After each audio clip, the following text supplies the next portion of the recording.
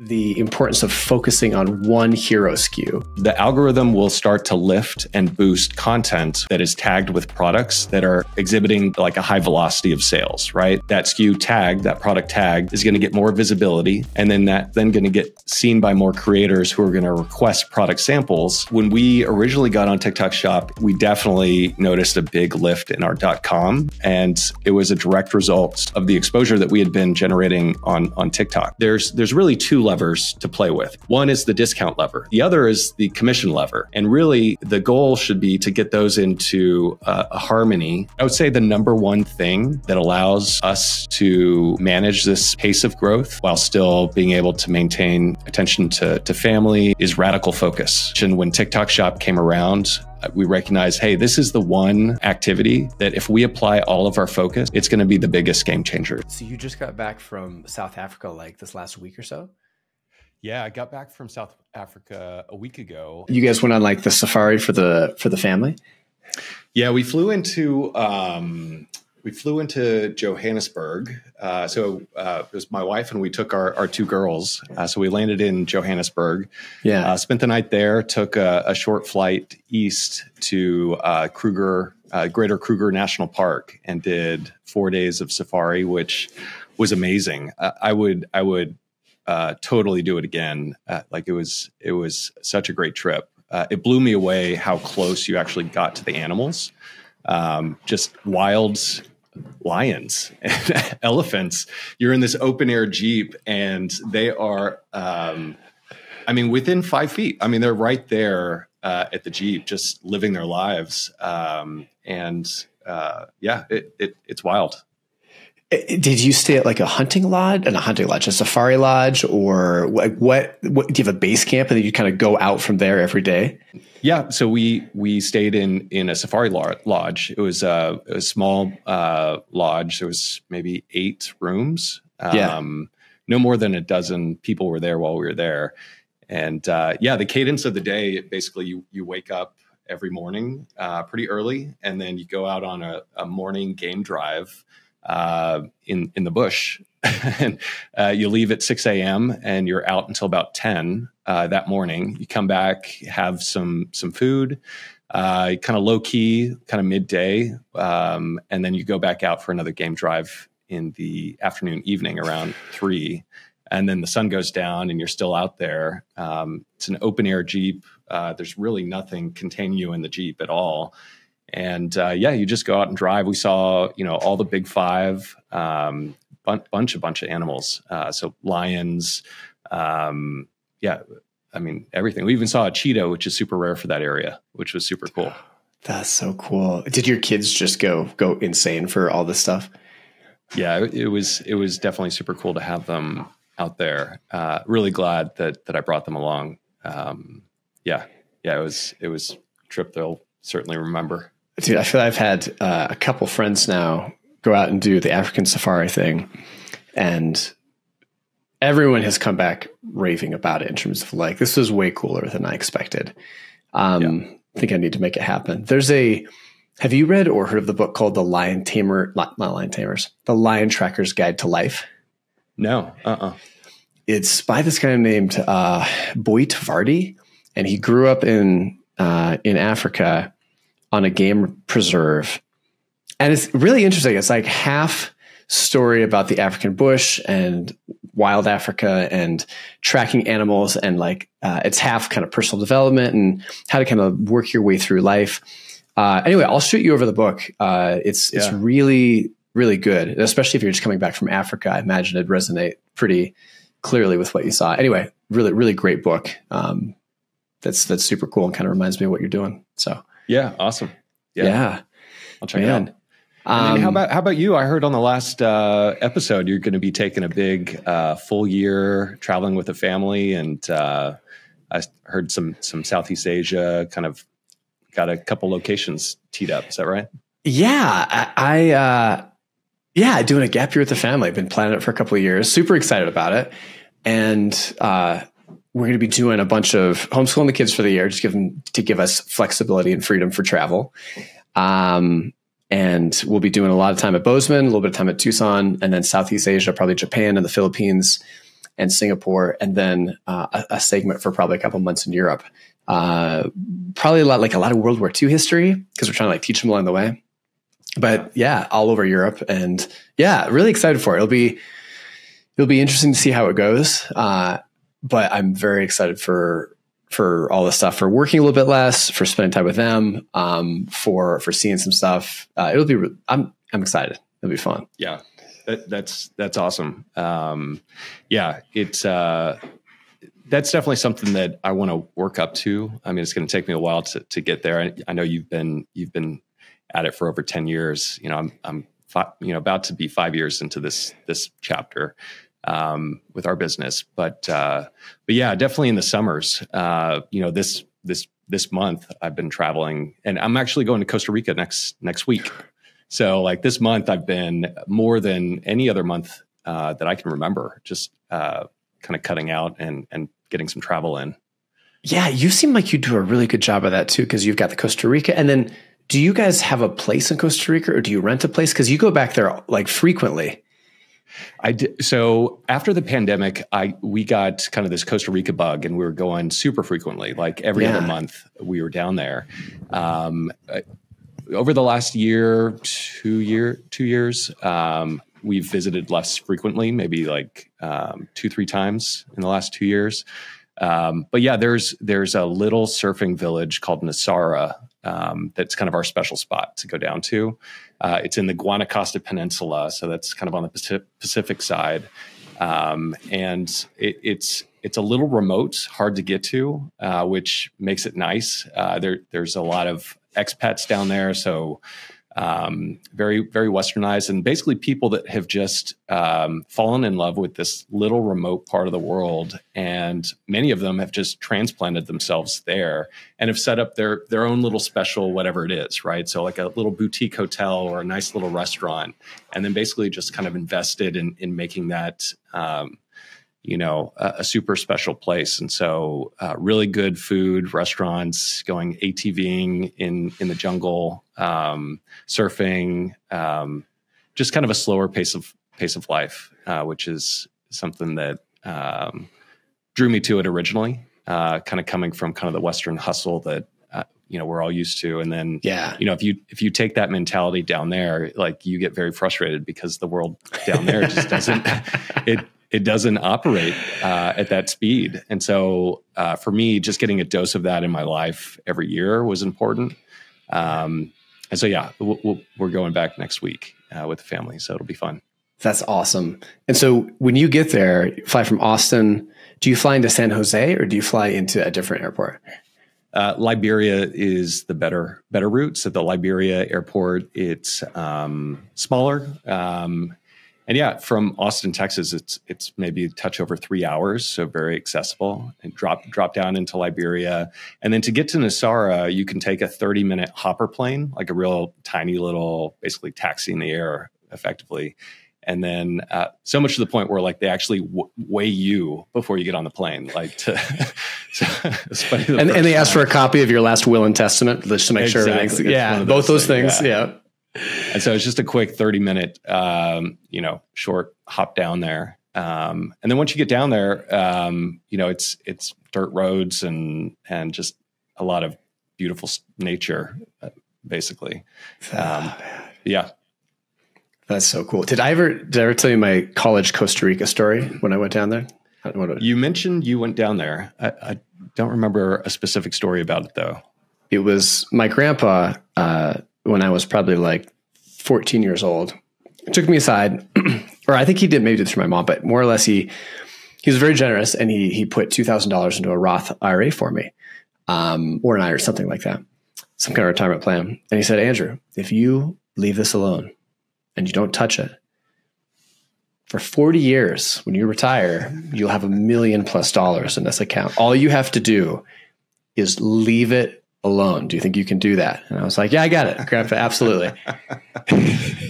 And fast forward like 6 years, 7 years, graduate from college. I have this like month-long window between when I graduate and I start my first job, and I'm just completely broke, like $100 to my name, right?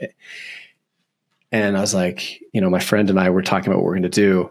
we found cheap tickets to Costa Rica.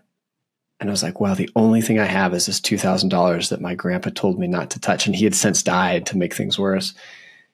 Anyway, I totally cashed it in, paid the penalties, used it to go to Costa Rica. We traveled around for like 3 or 4 weeks. 100% worth it. I'm sorry, Grandpa. I really appreciate the gift and stuff. But it was like, and for me, it's just one of those things where sometimes like, man, it's one of the sad things about life is sometimes when you're so young and you have so much freedom, you have so little financial resources to take advantage of it, you know? Mm-hmm. So I've always thought it'd be cool. And one thing I'd love to try to do is like build something in where, that you can give like a loan to to younger people. So like with our kids, one thing I'd want to do with them is when they graduate college or at some point say, hey, here is a amount of money, enough to like kind of live, be able to travel frugally for maybe 6+ months. Only conditions are 1, you have to make it last a certain amount of time. 2, you have to visit X number of countries. And 3, if you're financially able, when you are 40 or 50, you have to give this loan to someone else that's younger, that they can then use it to travel, do something, and then with the same conditions. Because man, it's so sad when you have you have these blocks of time when you're young and you just have no resources. Totally. And then the pay it forward aspect of that's totally cool. One thing that we went, and I know that you have a connection with Dave Ramsey, Total Money Makeover. Oh yeah, very similar story. So we got. And, he kind of promotes that, hey, pay it forward kind of thing. I'm going to give you this, but, once you become debt free and later on in life, I want you to pass it along. Similar kind of deal. And so, yeah, someone gifted Total Money Makeover to Lisa and myself. And this was maybe 15 years ago or more now. So a little over 15 years ago. And, it was right after we got married. Combined both of our, personal debts together. And it's like, oh, shoot, this now. And so, but it was great. We went through the program. We kind of attacked it with gazelle intensity, wiped it out. And then more recently, a member of our team, kind of approached me and was like, hey, you guys are so good with money. I'd love to get some advice and feedback. I want to learn more about, personal finance and, do you have any recommendations? And so it was just light bulb. Was like, okay, I need to pay it forward. And so I, put them through, the Financial Peace University and like all that. But yeah, the idea of receiving a gift that is just like, someone wise that knows like, hey, by the way, you're young, you're not thinking about this, but it's going to make a big impact on you to go travel for 6 months. And I want to make that happen for you. And later on, you're going to get so much life experience out of this and, pay it, the whole kind of planting that seed to pay it forward. I think it's awesome. Yeah. Yeah. That's very cool. You did that. And Dave Ramsey, it's funny. He has, he gets kind of criticized on a few things and some things rightfully so, like, some of his estimates for the rates of return on what you can expect and things are maybe a little bit optimistic. But in general, I think like the mentality he has towards money to help people be more frugal, to not even just be frugal. It's not even about frugality. It's about just responsibility with money, right? Mm-hmm. I've seen it. It was impactful on me in my life. It sounds like it was years and, both of your lives and also a lot of other people I've seen. So is that still something that is that still an ethos you have even after you've kind of been in entrepreneurship for a while and had some success? And is that still something that's very front of mind for you too? I think like anything, even in e-commerce, I've only been doing this for 5 years. This is kind of still kind of new territory for me. And I learned so much from other people who are going through it too. And what the advice they give me on the experiences that they've had.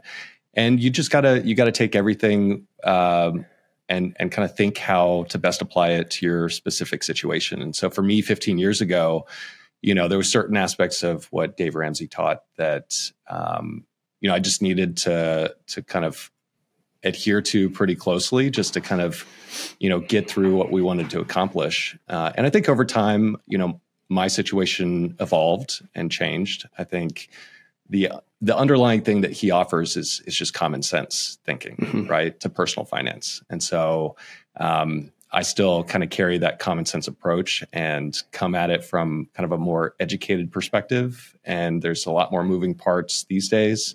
And so, yeah, I can better navigate all of that just with that understanding. And I may not stick to everything that, the dogma that he puts out, but at this point, but it's just a great perspective to understand where he's coming from. And, it is appropriate for certain people in certain situations, like, 100%, like this will help you if you stick to it 100%.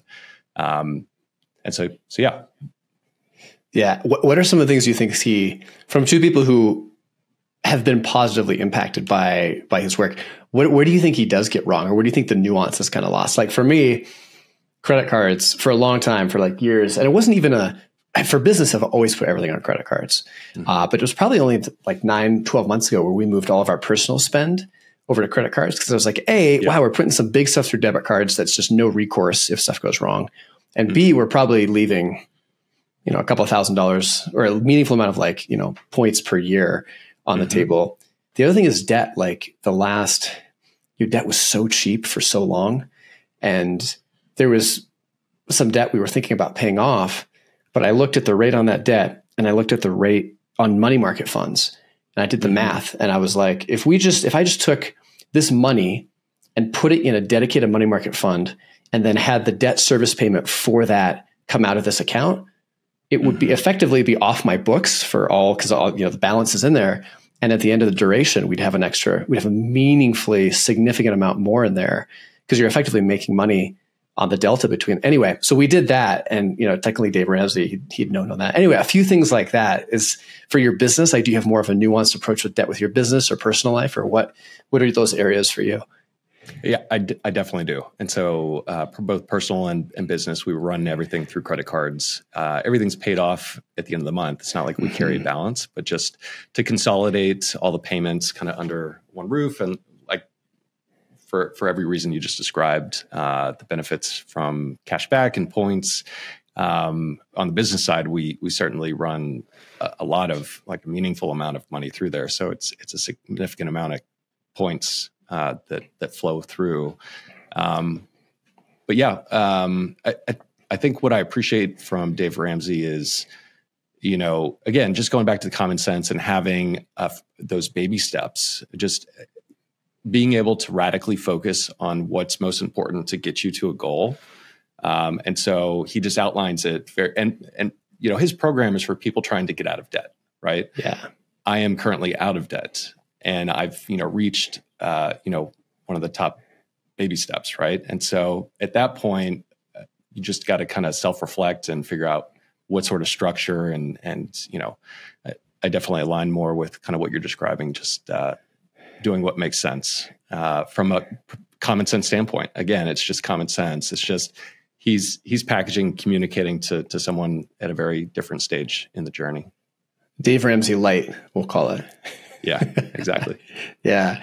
I don't think I ever told you this. You gave a talk at ECFLive this year, which was phenomenally well done. So thank you for being willing to do it. Great feedback. Actually, it was the top ranked talk of all ECFLive this year. So wow. Yeah. So well done. Congrats and thank you. All in one. Yeah. Also probably the best designed slides from any ECFLive talk I think we've had. I don't know. Do you have to pay like world-class designer to put those together? Those look like if Apple was going to roll out a talk on TikTok strategy, they would have put that together. Yeah, that's what I do. I put those together. But yeah, I appreciate that. I had a lot of fun with it. And that, I sat through some really phenomenal talks out there as an attendee. So, that's definitely high praise to hear that. It was a phenomenal event. Unfortunately, your talk was head to head with mine, so I couldn't sit through yours. But you did release a podcast episode on it, and I believe I caught that one. Oh, nice. Well, thanks, man. Yeah, it was fun. It was fun doing it with Letitia, and yours, of course, was on TikTok. And I want to dive into that. You've had it's crazy when you say you've only been doing e-commerce for 5 years, because what you and Lisa have been able to build in that time period is pretty phenomenal. But can you give people kind of the lay of the land for where you are now in terms of maybe to the extent you're comfortable sharing, either ballpark or rough figures in terms of what percentage is driving of your sales are being driven from TikTok, roughly what size the business is. And I know, and if you're maybe willing to share the tee up too, I know you kind of shared like a three years, 1 year, 3 months, so your different revenue stages in the presentation at Live. However much you're comfortable sharing, give people a sense of where you are and how long it took you to get there. Yeah, definitely. I think it'd be helpful just to start with kind of a background on kind of the brand, where we've come from, where we were leading up to TikTok Shop, which is, kind of a new terrain. And then, where we are now after having gone through and experienced TikTok Shop for the last 10 months or so. And so BKBeauty, my wife and I, we launched a brand 2019, August 1st. And so we're coming up on our 5-year anniversary, as you mentioned. And it's important to realize that our story really started many years before we launched. So my wife, Lisa, she's the one with the kind of passion for the beauty space. She was a professional makeup artist. And about 10 years ago, she took to YouTube with really no expectation of what it would lead to, just putting out videos nights and weekends, makeup tutorials. This was really kind of an outlet for her passion. And the reason why I bring up that part of our story and kind of the DNA leading up to the launch of our brand 5 years ago is it really is the same narrative and continues on kind of leveraging those internal muscles that we have developed, which is why we found so much success early on with TikTok Shop. And the reason being is because we launched our brand working with content creators. At the time, 5 years ago, it was primarily on YouTube. Working with obviously my wife's built-in audience, but beyond that, hundreds of content creators, just getting our products in their hands, and then having them share our products and how to use them with their audiences, and we would support them through affiliate commissions with affiliate links that they direct people. Check the link in the description box below if you'd like the BKBeauty stuff I'm talking about. And so all of that stuff back in the day on YouTube to launch our brand, these are all components that we picked up off the shelf. And so the affiliate program, we're running it on ShareASale. We're plugging into sub-affiliate networks like To Know It, Magic Links, and some other ones that are specific to fashion, beauty, and lifestyle. And working with the content creators, and that content then builds community, and that community then fuels commerce. Was really at the heart of what we were doing to build the brand and grow it. And what TikTok did back in August of last year, 2023, is they have effectively just pulled that entire playbook that we used to build our business and built it all under the hood in a closed loop system. And so everything from seeding products to creators to setting up affiliate commissions that then can support the creators to do more of the work that they love to do, to even checking out within the platform. So the transactions are now taking place within TikTok. And so it's effectively the same playbook we were running prior to TikTok Shop, but we were just ready to hit the ground running, and we already had our product out in the field. And so in August of 2023, we got invited to an early closed beta. We didn't know what to expect. Just on a whim, one evening I was, clicking away on the keyboard. I got our shop set up. It was a struggle to get it set up. There was a lot of technical hurdles to overcome getting plugged in. But very fortunately we did. And the stars just aligned. At that time, very early on, there was really no other merchants that I'm aware of that were on the platform. Even beyond that, there was very few creators that were even aware that this was an option to start tagging products and earning a commission. But very fortunately, about a week after I set up the shop for BKBeauty, one of the creators who had already been talking about us, that had our products, that had been talking about them for a while up to that point, her name's Melissa. She's a professional makeup artist, a celebrity makeup artist. She's actually Selena Gomez's makeup artist. And opportunistically, the stars aligned. 10 days after we got our shop set up, there's one weekend where TikTok Shop had started generating a bunch of sales, and it was coming from Melissa, a video that she put out. And that was really an early sign of success that we saw that motivated me to just have our team drop everything that they were working on. We're going to radically focus on TikTok Shop to figure out this new terrain. And there's really no playbook written yet on how to navigate it or approach it. But we were setting out to figure it out for ourselves. And so that's what we did end of last year. And it definitely ramped up our business quite a bit. And so you asked in terms of the percentage of sales from TikTok. Early on, leading into kind of peak holiday, it was getting up. There was some periods, some days and weeks where it was even more than our .com in terms of sales. And so at the time when we got on TikTok Shop, that was the only additional channel that we had beyond our .com. And so we're 100% direct to consumer. And on average, I would say about 35% of our business was flowing through TikTok Shop. And that is still holding true today, about 35%. Wow. So that actually surprises me. I thought it would have been lower because you've grown so quickly into the 8 figures. But I'm guessing the reason why it's not higher is because, correct me if I'm wrong, because you do have there's a huge halo effect that happens. And so you have so much, it takes off on TikTok, but then you also see increased search on Amazon, on YouTube, all these other places, which then can also drive your non-TikTok channels. Is that a safe assumption? Yeah, absolutely. And so when we originally got on TikTok Shop towards the end of last year, August through September, October, November, and beyond, we definitely noticed a big lift in our .com. And looking at our post-purchase surveys, it was just so much lift coming from, one of the questions is, how did you hear about us? And, TikTok kept coming up over and over and over again. So yeah, it was lifting,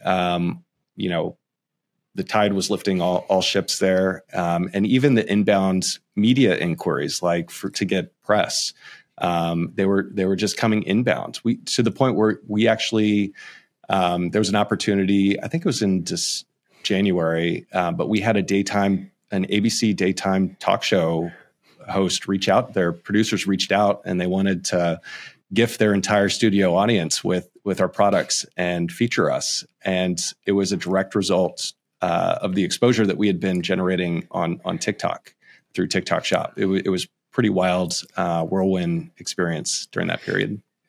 Well, I also think it's impressive that in your words, you said you dropped everything and focused on TikTok Shops. And would you say that when you say drop everything, do you mean that literally 100% of your outbound, you stopped cold traffic, or excuse me, you stopped paid acquisition on maybe Facebook or Google and just went entirely in on TikTok Shops? Was it really that radical? So we were still definitely spending on paid acquisition, across Meta. But in terms of what we dropped was more kind of our team's focus, right? Not necessarily where we were spending to acquire customers, but our team. So at that point, all of the product sampling efforts were now being directed to TikTok. So focusing on engaging with creators within that platform and ecosystem, trying to activate creators, making sure that they were aware of TikTok Shop, but that they could find and tag us and earn a commission. And so, yeah, and then even content creation. And so we started to really ramp up and prioritize our own branded TikTok content.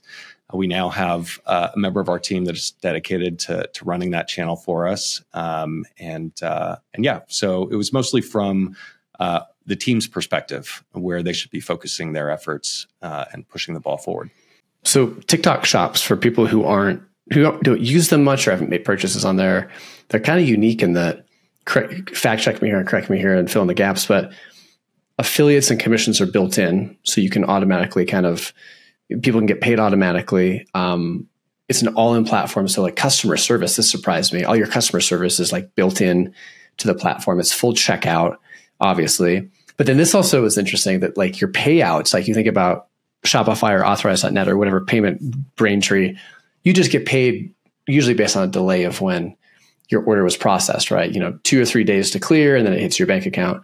But for TikTok, your cash payouts are determined by like when you actually ship the product, either shipment or delivery, which I thought was fascinating. So it's kind of this all in. I mean, you could run an entire business on TikTok Shop without even needing Shopify, couldn't you? Yeah, you definitely could, for sure. I think very similar. So working with the team over at TikTok and all of my touch points with everyone there, basically. The way I think about TikTok, I think about them as effectively an Amazon, right? And so similar to how most people approach Amazon with FBA, you ship your products in, and everything's kind of self-contained within the Amazon ecosystem, and you get payouts, very similar to what you're describing, right? When it comes to TikTok versus Amazon, I see it as a spectrum. And so on one end of the spectrum, you have, let's say, Amazon. Amazon is, people go to Amazon with purchase intent, right? They go there with a very specific need or a very specific product that they're looking for. And outside of maybe 2 days out of the year, which is Prime Day, which, they go to discover kind of good deals and, cool stuff to buy. Whereas on the other side of the spectrum is something like TikTok Shop, which is pure discovery, right? People don't typically go to TikTok Shop to find what they're looking for. They go to consume content, to get entertained, and then ultimately to discover new things that they may have not ever thought to look for. And so TikTok with TikTok Shop is definitely going after and competing with Amazon. They're just coming at it from a very different end of the spectrum. And I would see, Amazon themselves to really start to come closer to that other side of the spectrum too, with what they're doing on the creator side, affiliate content. But right now, they're both coming at the same prize from different ends of the spectrum. That's the way I look at it. Got it. You had I want to talk through kind of your strategy and your playbook, and you had these kind of 5 pillars in your presentation for live. And I'm going to shamelessly steal them and kind of have you talk through them if you're willing. Yep. One of your first ones was the importance of focusing on one hero SKU. Can you talk a little bit about why that's so critical? Yeah, totally. And so this is one of the big takeaways that we had, having gone through, our experience with TikTok Shop through the holiday peak season. And what we found was the algorithm will start to lift and boost content that is tagged with products that are exhibiting kind of a high sell-through, like a high velocity of sales, right? And that happens at a SKU level. And so momentum builds momentum. And so, everything is kind of tied to the individual SKU. And so it's really a hero SKU kind of world within TikTok. And so the more you can do to start momentum at a SKU level and to continue to push that flywheel, that then gets any content that has that SKU tagged, that product tagged, is going to get more visibility. And then because it gets more visibility, it's then going to get seen by more creators who are going to request product samples and then ultimately send out more content. And so it's just this flywheel that starts to pick up over time.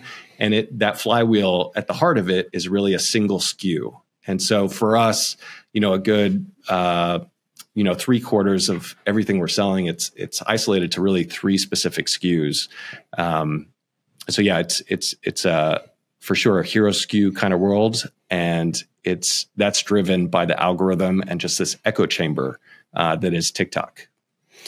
And does the platform actually have sampling built in? So are creators able to request in some kind of streamlined way, hey, Paul, I love your brushes.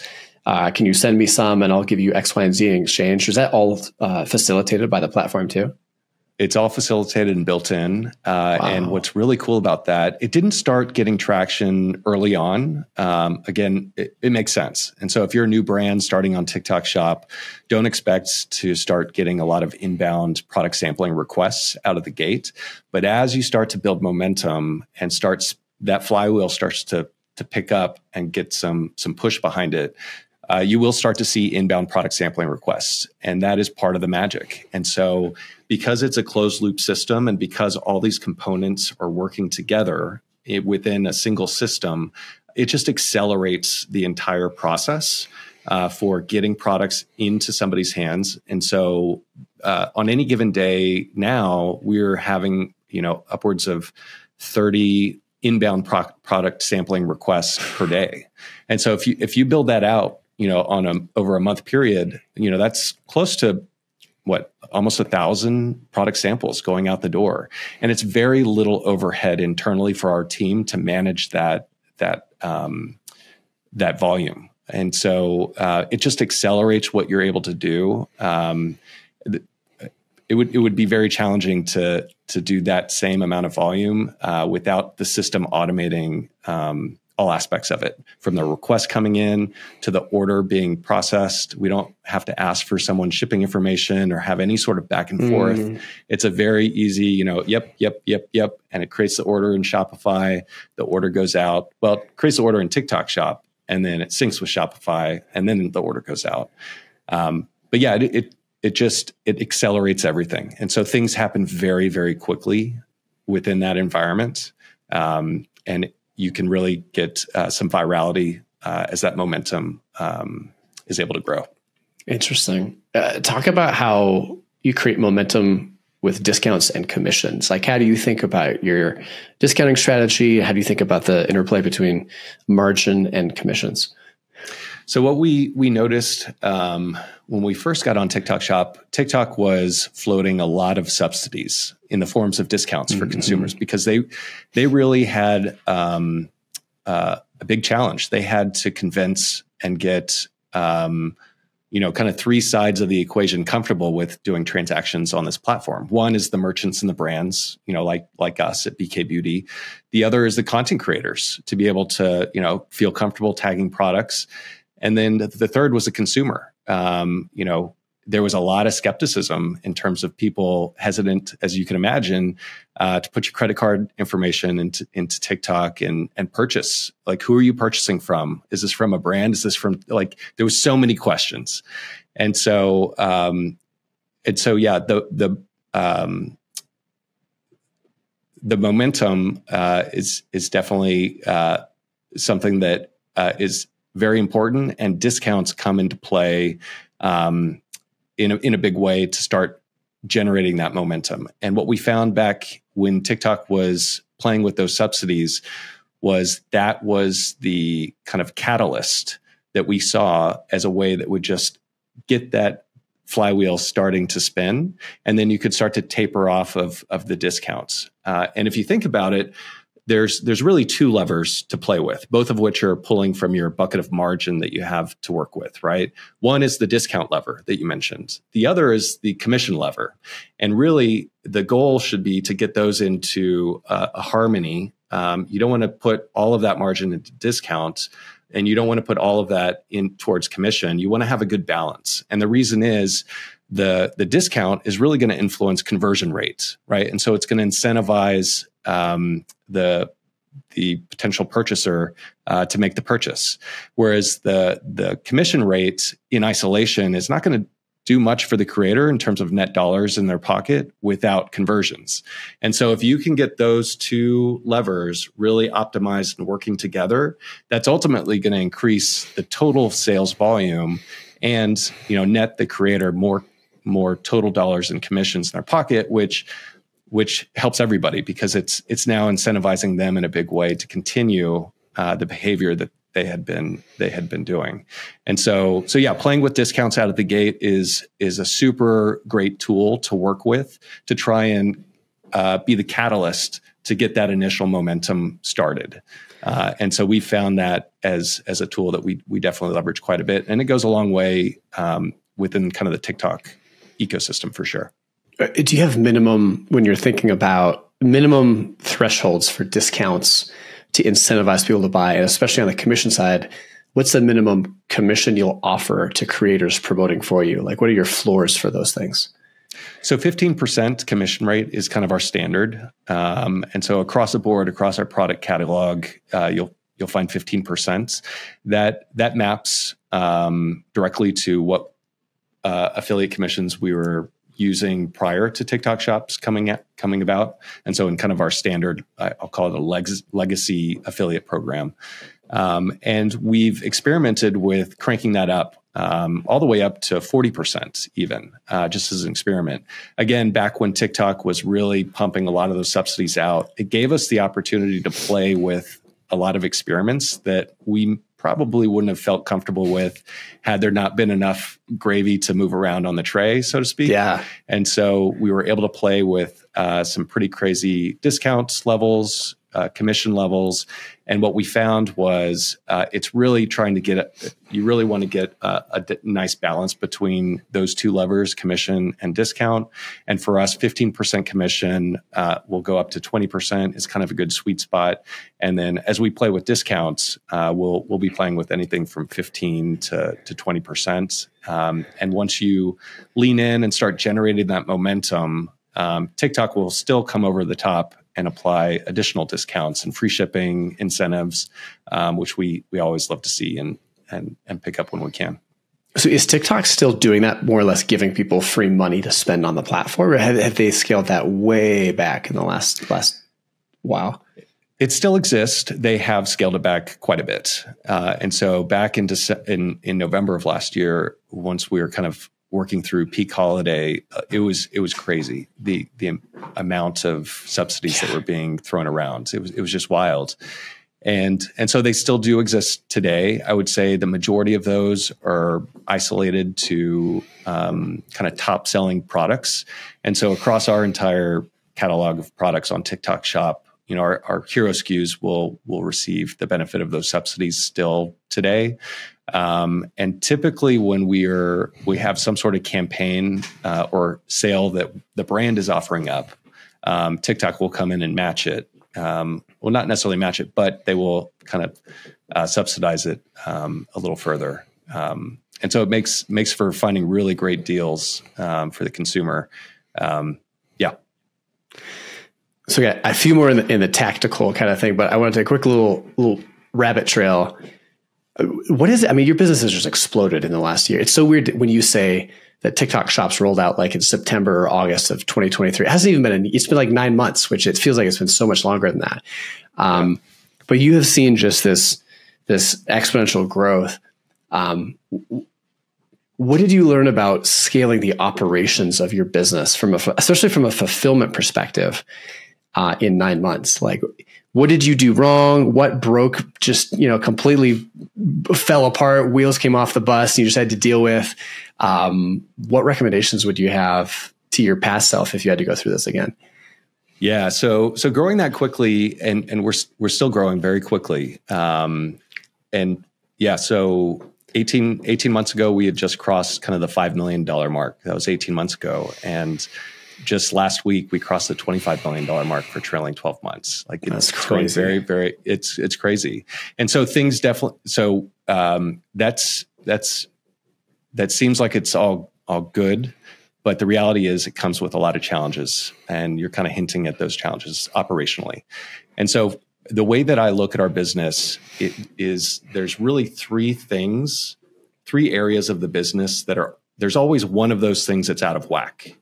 And so the first thing is supply, right? The inventory, the products that you're bringing in to sell. The second thing is the demand, right? The amount of demand that's coming at you that you can capture. And then the third is delivery, your capacity to deliver on that. And so for us at BKBeauty, we do fulfillment in-house. And so two of those things were stressed to the max. Usually it's just one that we're dealing with, but in this case it was two, just because we got caught off guard. We didn't expect, this is something that was not expected. Not only that, but we were going into peak holiday while this was happening, like our busy season that we were kind of building up the entire year to try and tackle operationally without TikTok Shop. And so TikTok Shop came into the mix, and yeah, things started breaking down. And so very fortunately, we were in a very strong inventory position, and so we were able to capture a lot of that demand through TikTok Shop. We had the inventory to support it. We didn't start seeing stock outs hit until the end of December. And so it carried us all the way through holiday. And then our capacity to deliver and fulfill those orders was definitely strained. I think one of the benefits of doing it in-house is all of our processes are designed and optimized for our specific use cases, right? And so we were very quickly able to, we're very agile because it's a small team. And once this, effectively our business had doubled in what felt like overnight with TikTok Shop from an order volume standpoint. But fortunately, a lot of those orders looked very similar. And so it was a single item order.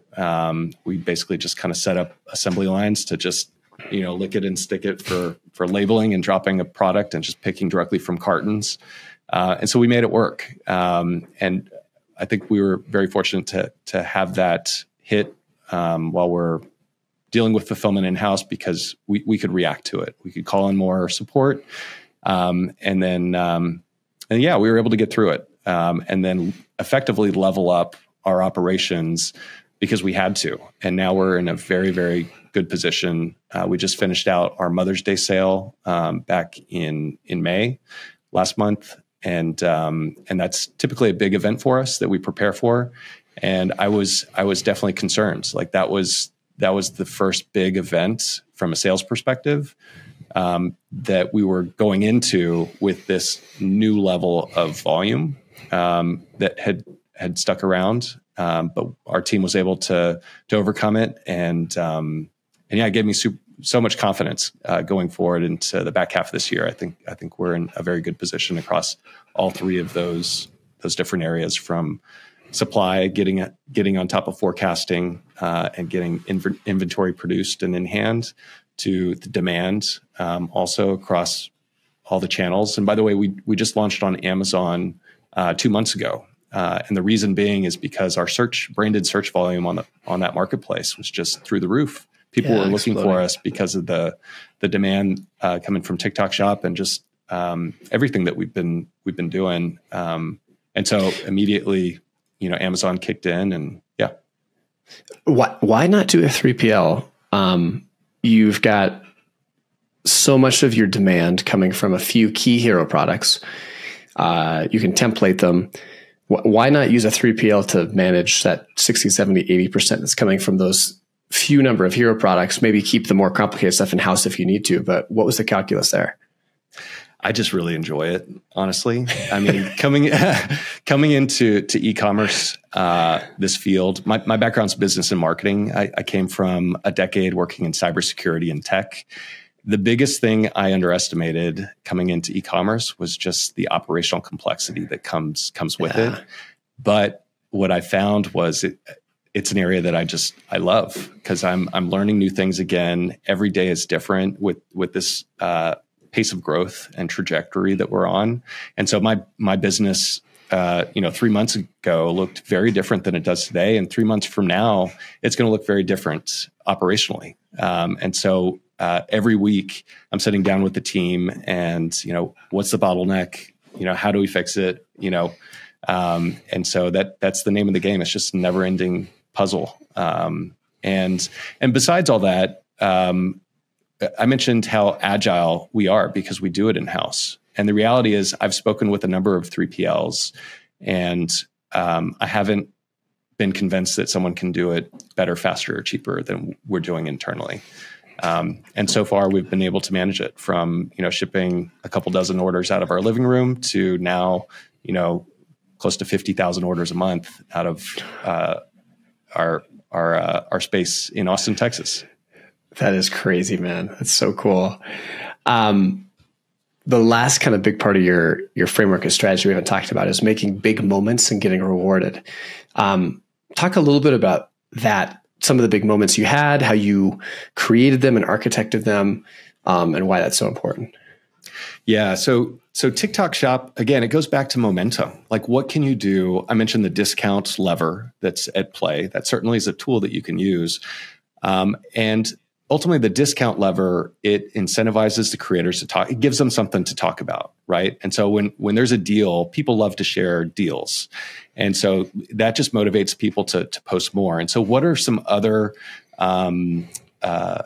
moments that you can generate that are going to give people an opportunity and an incentive to talk about you again?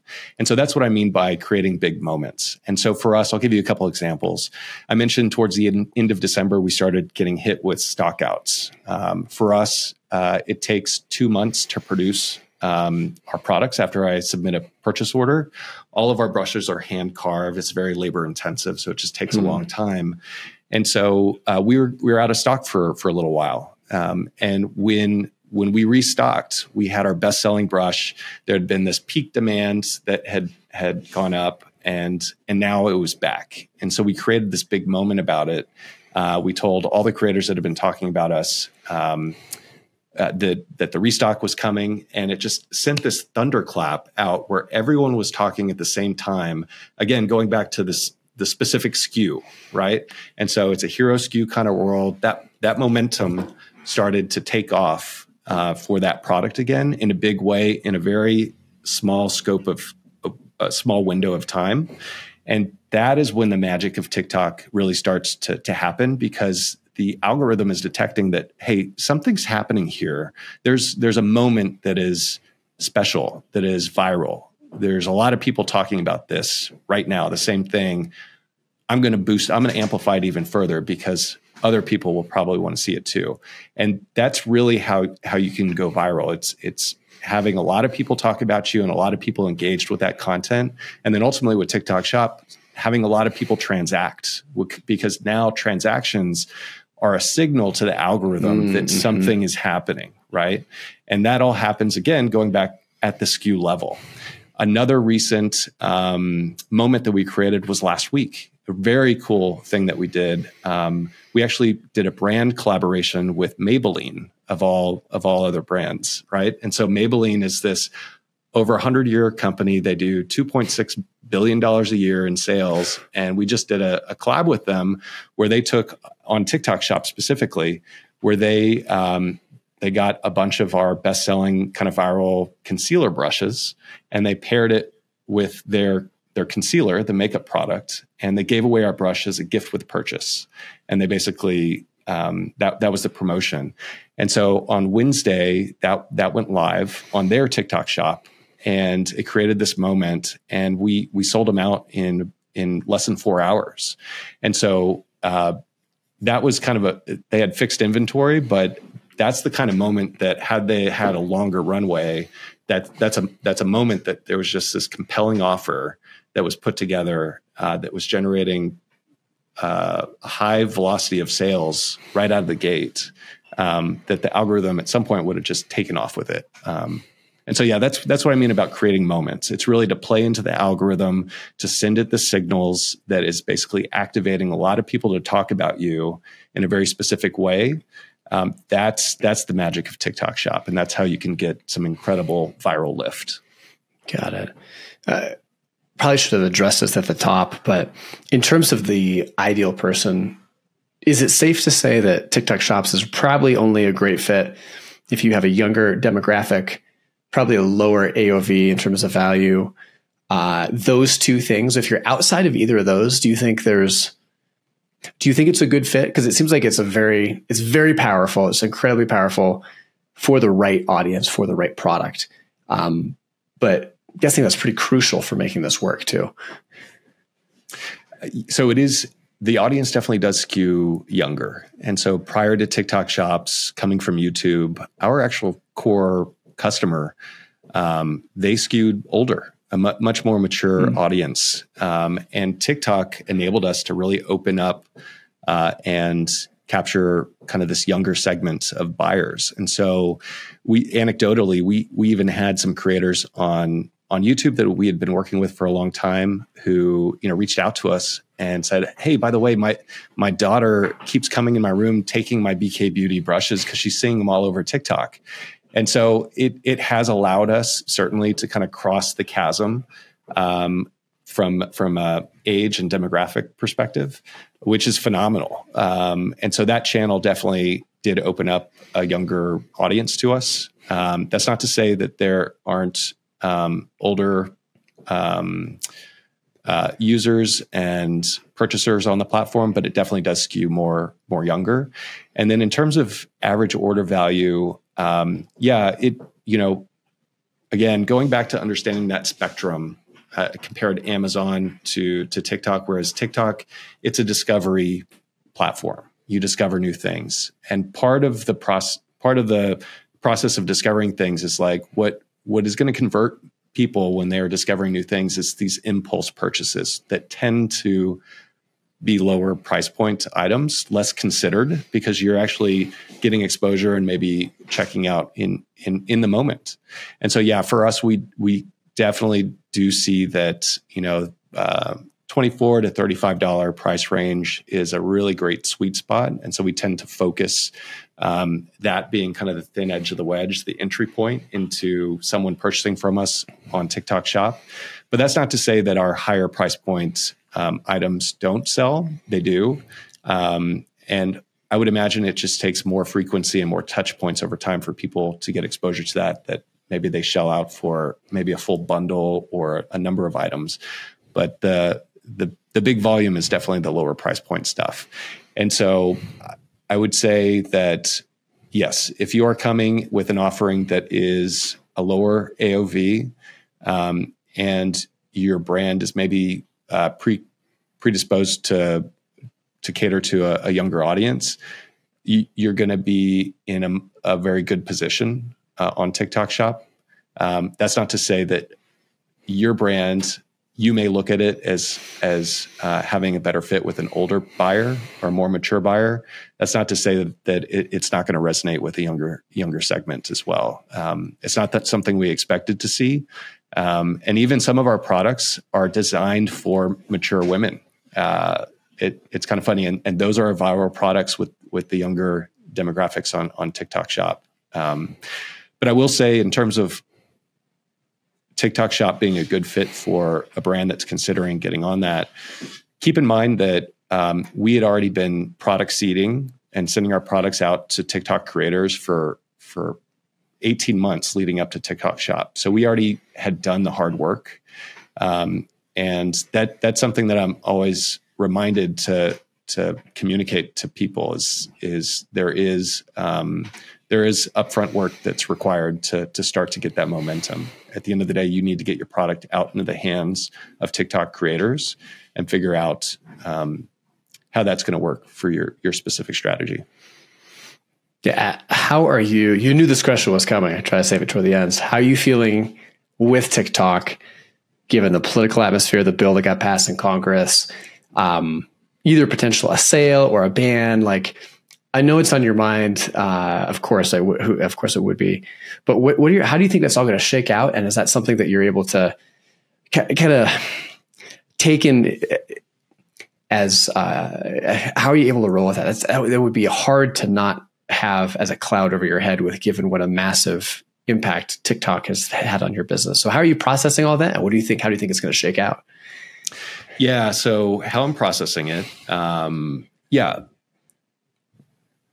It would not be a good thing if TikTok Shop went away. Let's just say that out of the gate for us in our business. That said, there's platform risk associated with any place you're selling, right? If your business is dependent on SEO and Google, changes their algorithm and there's, it cuts your traffic by 50%, there's risk there. And so what we're doing is whether TikTok gets banned or not, it's out of our control. It's available now and it's working well. I think the bigger thing is the approach and the playbook that we're taking to TikTok Shop is one that we had been running for the last 5 years on other platforms. It just happens to be that TikTok has packaged together the features and tool sets in this closed loop system that really take advantage of our kind of brand DNA and the internal muscles that we've developed in such a big way. on the other side, looking forward, I mentioned I'm very optimistic about the future of social commerce and what TikTok Shop has proven that is kind of a viable path forward for, the YouTubes of the world, the Instagrams and Facebooks of the world to start pushing into commerce in a big way. And so I know YouTube Shopping is working on, putting together the pieces. At the end of the day, the platform is important, but the magic happens with working with creators in kind of this closed loop ecosystem. And it's the content and the audience. And those kind of core components are not going away. If TikTok does go away, those creators still exist. That audience still exists. It's just a matter of how can we use the same muscles that we've developed to go reach them in a big way. Well, that's a great point. I mean, you still have those relationships with those creators, most of whom have platforms on other, audiences on other platforms. So maybe not quite as all streamlined, and you got to rejigger things, but you've still got the hardest thing to earn, which is the trust in the relationships. That makes a ton of sense. I want to ask you one last thing. You, as we were talking about at the top a little bit, you seem like you do a great job of getting out with your family. Just came back from South Africa. You get to Costa Rica a lot. You do a lot of stuff with your kids. At the same time, you've got a business that's just exploding at the seams, right? Like it's grown so much over the last 12 months. How have you set up your business in a way that allows you to do that? How are you able to make both of those things work? Because most people in that stage of their business would not be able to make space for both of those things. And yet you seem to do it really well, which I think is super admirable. So is it great people? Is it systems? I'm sure it's a combination of a lot of things, but what are the things you've tried to do that are most effective to allow that to happen? Yeah, I mean, I think definitely it does take great people. We've got a great team. I think the biggest thing, and I work with my wife, and so family is still very tied into the business, and it always will be. I bring our girls up on the weekends, and they help assemble boxes. Right now, so they're not 9 and 12, but as we continue, 5 years from now, I see them having opportunity to do more in the business, and I'm super excited about that opportunity. But I would say the number one thing that allows us to manage this pace of growth while still being able to maintain, close, attention to family and other things that are important is radical focus. I mentioned when TikTok Shop came around, we recognized, hey, this is the one activity that if we apply all of our focus, it's going to be the biggest game changer. So to be able to identify and prioritize what is the singular radical focus that we need to focus on to dramatically impact the business, I'd say that just reduces the number of everything else that you're dealing with, and to give yourself I think being able to recognize and prioritize what that focus needs to be is probably the most challenging part of that. But I think over my time in my career prior, and then the last 5 years building BKBeauty, I'd say radical focus and being able to operate in constraints that force you to focus and prioritize your efforts and energy. It's just, the reality is, like, we're growing very fast, but there's not that many things that I'm focused on right now, and those things that I am focused on are having a really, really big impact. Yeah. Super wise words to end on, and that I could take to heart as well. So Paul, thank you, man. This is super fun. And I mean, amazing. Congratulations on all the growth and success at BK. But also, even beyond that, thank you for being such a great member in the community. You've always been so generous, so giving with your time and your knowledge, and just expertise, and just a phenomenal human being and member. So thank you for that. And if you're listening, bkbeauty.com, if you haven't checked them out, beautiful line of cosmetics, products, brushes, that we've been talking about this whole time. So make sure you check them out on their website, on TikTok. And yeah, just so good to be able to geek out with you about life, about family, about business, about Dave Ramsey. I did not see that coming, and a bunch of other things. So So thank you for the time, and anything you want to add or throw out there before we put a bow on this today? Yeah, absolutely. And honestly, thank you for ECF. I mean, what we've been able to accomplish over the last 5 years, I got in. I was very fortunate to find the community over at E-commerce Fuel early in our journey, and it's made such a big impact. I'm a big believer in that. There's really no speed limit to learning, as long as you're able to plug into the right, tap into the right veins of knowledge. And what I pull out of the forums, the peer groups, and even the podcasts. I mean, every Friday for the last 5 years, I've been tuning in to Andrew, talking with folks. And so yeah, thank you for everything. It's been such an incredible impact on our business, on our lives, and it's phenomenal. And so to be here speaking with you now, having come this last 5 years, it means a lot. And so I'm just grateful for the opportunity to chat with you about it, and be a part of the community. And I found that the more I give back, the more I get. So looking forward to continuing that. Well, thanks, man. Really appreciate the kind words, and this was awesome. Can't believe it took this long to have you on, but glad we made it happen. So appreciate it.